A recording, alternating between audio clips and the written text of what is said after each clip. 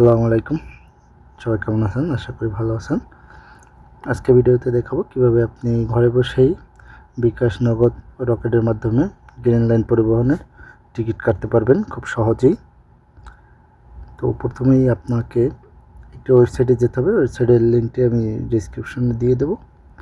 তো প্রথমে আপনি গ্রিন লাইন পরিবহনের ওয়েবসাইটে যাবেন।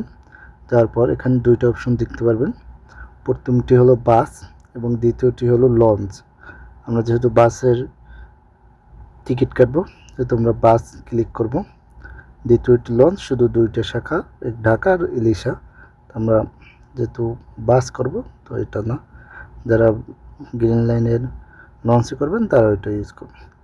তো বাস সিলেক্ট করার পরে আপনি দেখতেছেন লিভিং ফরম, আপনি কোথা থেকে যাবেন সেটি সিলেক্ট করবেন। তো আমি এখানে ঢাকা সিলেক্ট করলাম এবং নিচে দেখতে পাচ্ছেন গোয়িং টু, কোথায় যাবেন সেটা।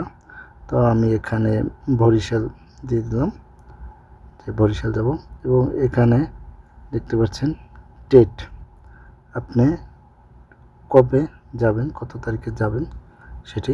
এখান থেকে আপনি যে কোনো একটা ডেট সিলেক্ট করবেন। আমি 11 তারিখ সিলেক্ট করলাম এবং সার্চ নাওতে ক্লিক করবেন। সার্চ নাওতে ক্লিক করার পরে আপনার সামনে 11 তারিখের যতগুলো গাড়ি চলাচলের সময়সূচি আছে সবগুলো আপনার সামনে শো করবে, দিন এবং রাতের সবগুলো, এবং কোথা থেকে ছাড়বে সেগুলো সবগুলো শো করবে। এখানে দেখতে পাচ্ছেন টাইম পিরিয়ডে আপনার এখানে লেখা আছে মর্নিং, আফটারনুন, নাইট। আপনি যেটা দিবেন সেটাই শো করবে। তো আমি অল দিয়েছি, এর জন্য এখানে নাইট, মর্নিং, আফটারনুন সবগুলো শো করছে। তো আপনি যেখান থেকে উঠবেন সেই জায়গাটি দেখবেন, দেখে এখানে দেখবেন অ্যামাউন্টের নিচে ভিউ সিটে ক্লিক করবেন। এখানে দেখতে পাচ্ছেন আমার সিট নাম্বার আছে আর বাকিগুলো বিক্রি হয়ে গেছে। এই যে লাল যে দুইটা দেখতে পাচ্ছেন সেখানে ক্লিক করলে কিছু আসতেছে না, মানে এই দুটো সিট আপাতত সোল্ড আউট হয়ে গেছে। এবং গ্রিন যেগুলো আছে এগুলো এখন পর্যন্ত আছে, বিক্রি হয়নি। তো আপনি যেটা নেবেন, তো আমি C3 দিলাম, জানালার পাশে C3 এটি ক্লিক করলাম। দেখতে পাচ্ছেন এখানে আমার সিট নাম্বারটি দেখাচ্ছে, মানে অ্যামাউন্ট দেখাচ্ছে। আপনি যদি দুইটা চান যে আমার দুইটা সিট লাগবে, সেক্ষেত্রে আপনি এখানে আরেকটা সিলেক্ট করবেন, এখানে দুইটা সিট এবং অ্যামাউন্ট সাথে সাথে করবে, না লাগলে আবার কেটে দিবেন। এখন আপনি নিচে দেখেন আপনার বোর্ডিং পয়েন্ট, আপনি কোথা থেকে উঠবেন। এখানে 3টে পয়েন্ট দেওয়া আছে, আপনি যে পয়েন্ট থেকে উঠবেন সেই পয়েন্টটা সিলেক্ট করবেন। সিলেক্ট করার পরে আপনি নেক্সটে ক্লিক করবেন। নেক্সটে ক্লিক করার পরে আপনার একটা ফর্ম আসবে আপনার সামনে, সেই ফর্মটি পূরণ করতে হবে। যেরকম এখানে আপনার প্যাসেঞ্জার ডিটেলস, আপনার নাম দিবেন।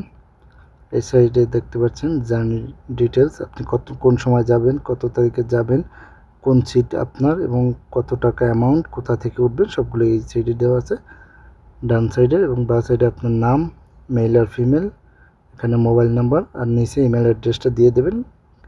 কারণ আপনার বুকিং কনফার্ম হলে আপনার যে বুকিং পেপার বা টিকিট সেটি আপনার ইমেল অ্যাড্রেসে ওরা সেন্ড করে দেবে। এটা দেখার পরে আপনার রিমার্কে শুধু ওকে দিয়ে রাখবেন। এবং পেমেন্ট ডিটেলস এখানে দেখতে পাচ্ছেন, পেমেন্ট ডিটেলসে আপনি এখানে ডেবিট কার্ড, ইন্টারনেট ব্যাঙ্কিং, আপনি মোবাইল ব্যাঙ্কিং যেভাবে হোক আপনি দিতে পারবেন। এবং আপনার পেমেন্ট হওয়ার 10 মিনিট পর আপনার ইমেলে চলে আসবে, আপনার টিকিট চলে আসবে। তো এখান থেকে আপনি বিকাশ, নগদ, রকেট, তিনটার যে কোনো একটা সিলেক্ট করবেন। এখানে সবগুলো অপশন দেওয়া আছে, তো আমি বিকাশ সিলেক্ট করলাম।